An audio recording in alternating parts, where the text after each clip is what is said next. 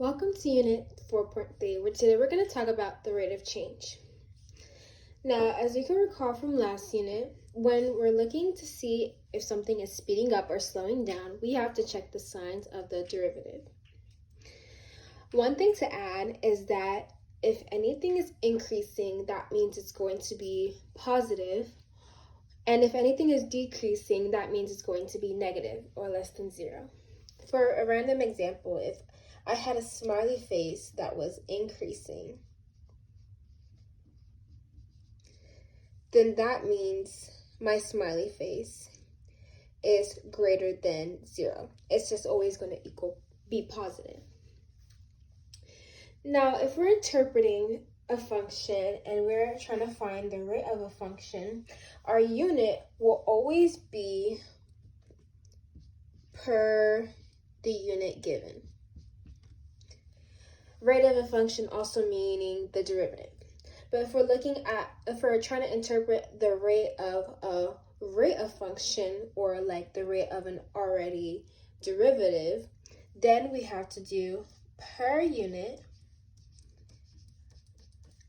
per unit, since we're looking for a rate of an already given rate. Now, we work with a lot of tables when it's talking about rate of change, so let's do an example using a table.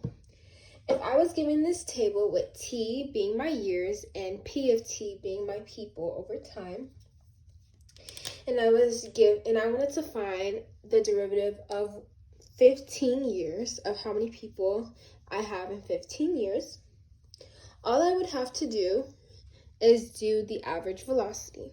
So as you can see, 15 is not on my table, but we look at the two numbers between 15, which would be 10 and 20, and we would use the equation.